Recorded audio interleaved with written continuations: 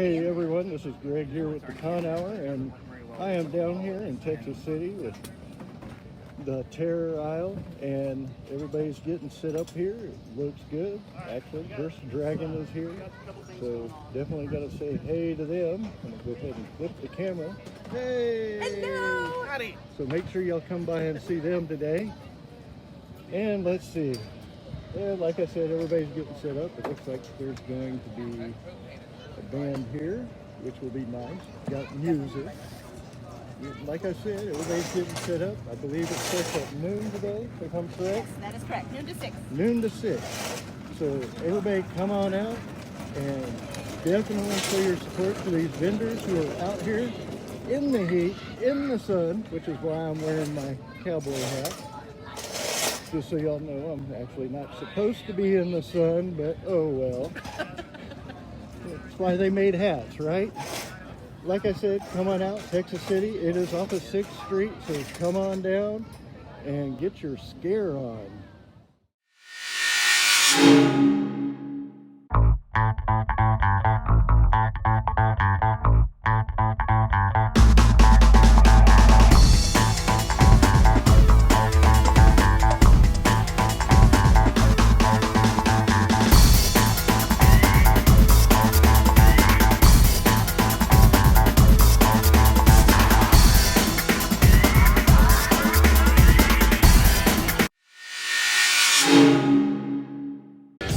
Right here.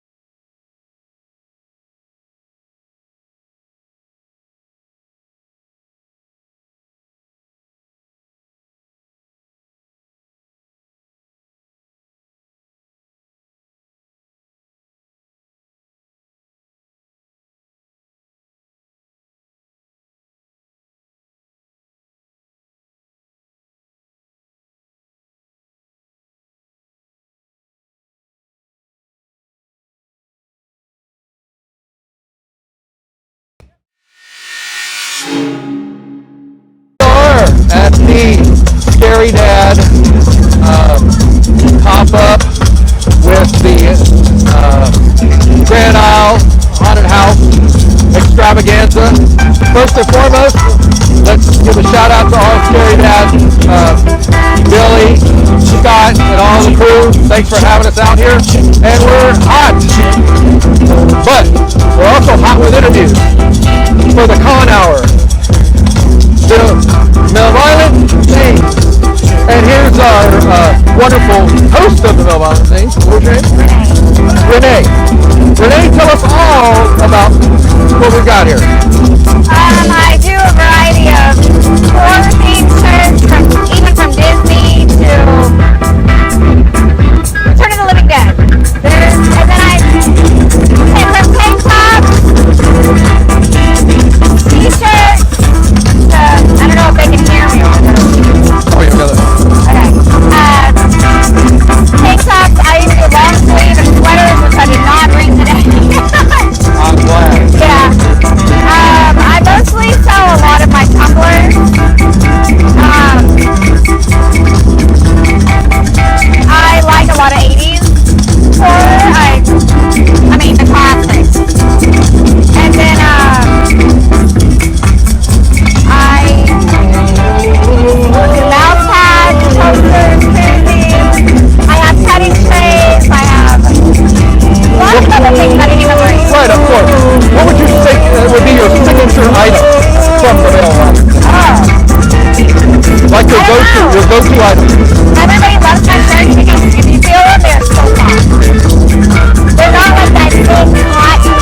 But I love, like, everything you buy is black. In the horror industry, everything is black. So I love color.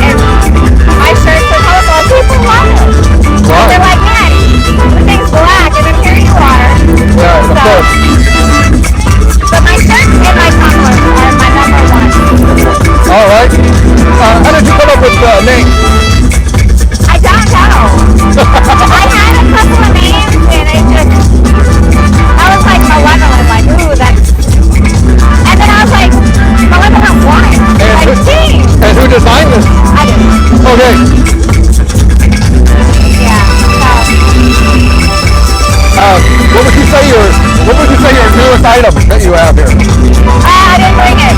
But no. Not the sweaters. Yeah, no. Those are for the winter. I didn't bring them. I do cutting boards, glass cutting boards. Okay. Images underneath. Oh, good. Yeah. So.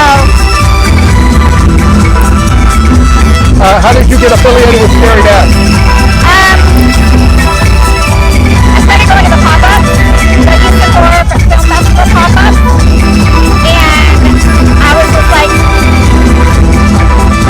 this is my little, I started doing this for me, and then I was like, wait a minute, I started seeing all the vendors, and I was like, dude, I can do that. So I just signed up, and I did my first show back in February. Okay. Maybe not, maybe it was February. And you were excited? Oh yeah, I was like, yeah. And then I did the actual film festival. As a vendor, I can remember my very first show too. The first thing I thought was, people want this stuff. They want it, you know. Hello everyone. Now we're inside. Thank God. AC. AC. Still here at the Scary Dad Terra Isle pop-up extravaganza with none other than Billy Stewart and Scott Funk. Thank you guys for all of this amazing stuff for today. Well, we got to thank Craig Watt, especially. So, Yeah. as Thank you, Craig. the designer of an absolutely outstanding haunted attraction. I've been telling people a lot that I haven't called it a haunted house because this is a fully immersive experience. This is a haunted attraction. It's pretty amazing. It's Disney scale special effects and attention to detail. Did the walkthrough tour earlier with the lights on, where you can kind of see everything, with all the. There are no seams. It's seamless completely, and what they did with the space is just extraordinary. And I think one of the interviews you said, did you write some sort of a storyline that maybe they used? I did. So when they started first putting it together, they had a generalized layout. So you come in here, you turn here, and there's going to be something jump out at you. And so Craig reached out and he said that he's got some characters and some layouts. And would I write a story? So we're in this building here, but the history of the pirates and the Gulf Coast of Texas and all this different stuff. So we have to have a crashed ship. We have to have a shark. We have to have the voodoo priestess and the zombies. The reason why all these things converged. So I wrote the story and reached back out to Craig after he gave me kind of the layouts and said, all right, so it's pirates. Are we doing like Scooby-Doo spooky or are we doing like Chainsaw Massacre scary? And he said Chainsaw because pirates were not nice guys. And so everything it's a haunted house. It's brutal and it's mean and it's cold and it's dark and they'll jump out and scare you. So if you like a good haunted house and you want to be scared, and I saw a bunch of people coming out the back of it earlier and they were properly scared. So even some people that work here got scared. So it's pretty cool. So my daughter and her some of her friends were here, and she's like, I didn't prepare for all that. I mean, that was wow. That was hold on. I wasn't prepared for that. She said it was exactly what you said. It was experience. And being that it's going to be an escape room during the off season, the set design and everything had to be to a point of realism where it's unlike any haunted house that I've ever seen before. Normally a haunted house, you set up some walls, you set a course, you run people through. This is actually a story that you're immersed in, and you have to go through the storyline and everything. It's pretty. So everybody has been very, very impressed so far.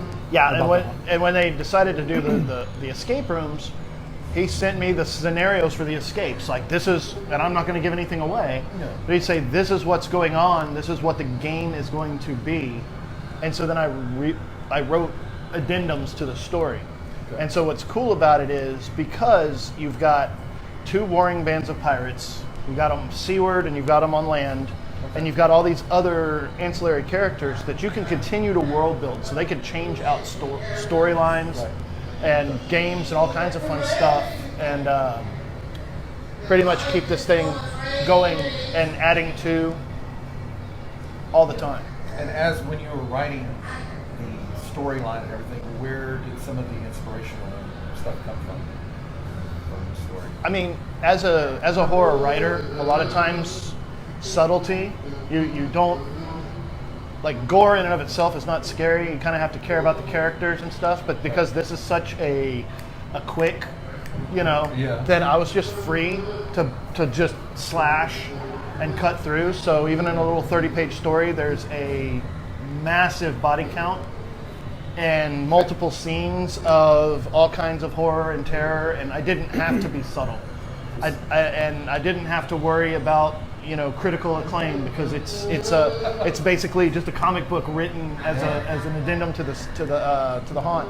So buckets and buckets and buckets and buckets of blood, lots and lots of screams, lots of screams, lots of scares, lots of fun. Yeah, it's a good time. And when I wrote it and I turned it in, Craig was like, "Dude, we can't afford a shark." I was like, "You don't have to put him in the haunt, but you do need to have a shark in the story." And then you end up getting a shark. So. Yes, the shark is here. Where are you? The shark is here. We're not telling you where it is, but Yeah, it's in there. So, what else do we have from Scary Dad? If you're out today, you've got a couple more hours. We're still running people through the haunt. We've still got all of our vendors across the street. We got a couple food trucks. We got a band out there playing songs, giving away prizes, all kinds of arts and crafts and spooky wares. And it's very hot, so you'll get a free sunburn when you come out here. So, if you have any water, please bring it for yourself and for us. And There's for a the bar street- next door. And There's for the zombies? No. there is a bar next door, so you can cool off. There is a bar. So it's kind of busy too. For Scary Dad and of course Houston Horror Film Festival, what do we have coming up? well, we got right now we have the Halloween pop-up market that's going to be coming up.